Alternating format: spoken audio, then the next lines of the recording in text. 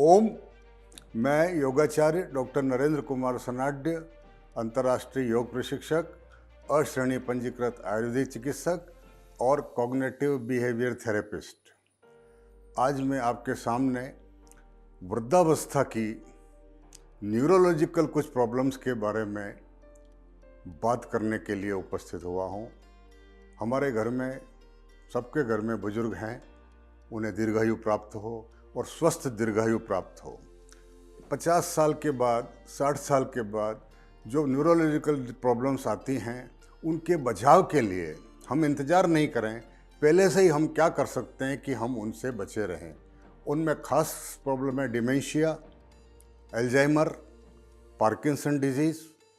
ये होने के बाद बहुत मुश्किल से क्योर होती हैं, इसलिए होना ये चाहिए कि हम पहले से ही इनसे बचाव करें।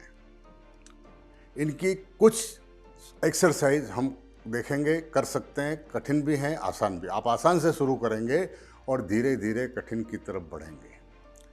तो इसमें पहले ये ध्यान रखना है कि हमारा लेफ्ट और राइट दोनों को बराबर काम मिलना चाहिए नियमित रूप से। जैसे हमारा डोमिनेंट हैंड कौन सा है? मेरा डोमिनेंट हैंड राइट हैंड है, तो मैं 90% या उससे भी ज़्यादा काम दिन भर राइट से करता हूँ। अब मुझे क्या करना है कि एक्सरसाइज के रूप में अधिकांश काम थोड़ा थोड़ा मुझे लेफ्ट हैंड से भी करना चाहिए। तो लेफ्ट और राइट का कॉम्बिनेशन होगा।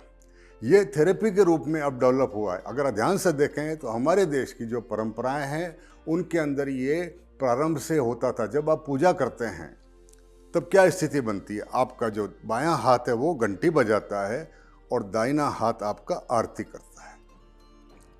यानी एक हाथ का मूवमेंट ये है तो दूसरे का गोला है। यही हमें एक्सरसाइज के रूप में करना है। सबसे पहले देख लीजिए, एक हमें कहाँ जाना है, किस लेवल तक अपना दोनों पोर्शन को सही करना है। आप देखिए, ये दोनों हाथ जो जा रहे हैं बाहर की तरफ जा रहे हैं, दोनों हाथ बाहर की तरफ जा रहे हैं, यानी क्लॉकवाइज। ये दोनों हाथ अंदर की तरफ आ रहे हैं, एंटी क्लॉकवाइज। अब हमें अभ्यास ये करना है कि एक हाथ बाहर जावे क्लॉकवाइज और एक अंदर आवे। स्लो मोशन में देख लीजिए, मेरा बायां हाथ अंदर आ रहा है, दाहिना बाहर जा रहा है। फिर इसको आप स्पीड से भी कर सकते हैं। अब उल्टा चलिए, दाहिना हाथ अंदर, बायां हाथ बाहर। ये एक छोटी सी क्रिया है, ये डिफिकल्ट है। कहाँ से शुरू करेंगे वो मैं आपको, सरल जो है वहाँ से शुरू करेंगे। ये हम सब करते हैं योग की क्रिया में। अभी हमारे दोनों हाथ कहाँ जा रहे हैं? अंदर से बाहर की तरफ, क्लॉकवाइज। अब आप देखिए, एक अंदर एक बाहर, एक अंदर एक बाहर। इसी को भी रिपीट करें। आराम से इसको कभी भी कर सकते हैं जब अवसर मिले। ऐसी छोटी छोटी क्रियाएं शुरुआत कहाँ से करेंगे? देखिए, दोनों हाथ सामने रखिए, एक की मुट्ठी बनाइए, एक का पंजा। अब चेंज करिए, मुट्ठी पंजा, मुट्ठी पंजा। ये सबसे सरलतम। इसी तरह आप सामने टेबल पर रखकर कर सकते हैं, मुट्ठी पंजा, मुट्ठी पंजा, मुट्ठी पंजा।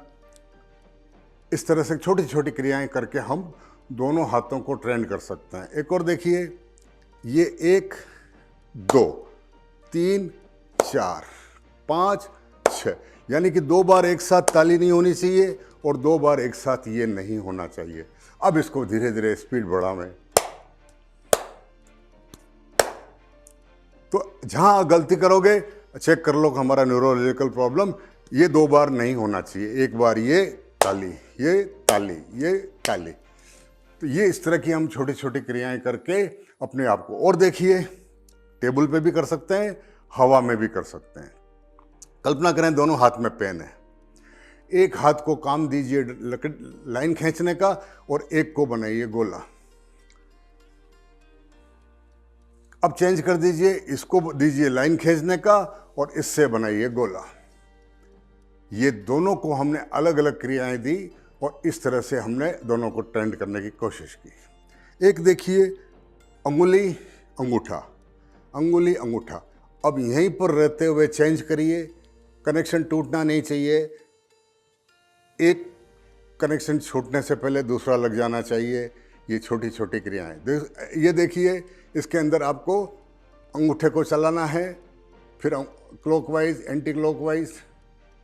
ये इस तरह की छोटी छोटी क्रियाएं करके हम अपने ब्रेन को ट्रेन कर सकते हैं। कोई भी क्रिया, दिन भर में आप जो क्रिया अपने डोमिनेंट हैंड से करते हैं, नॉन डोमिनेंट हैंड से भी करिए।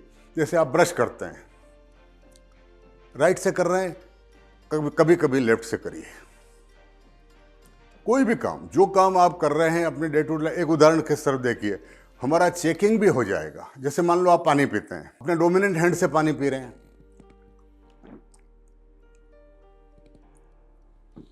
अब लेफ्ट से पीजिए।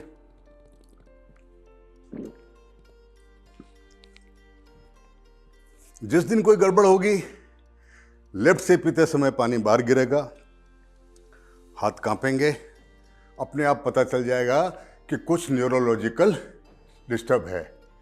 एक बात ध्यान रखिएगा, कोई भी एक्सरसाइज नियमित रूप से करना है, दोनों लेफ्ट राइट को बराबर जोर देना है।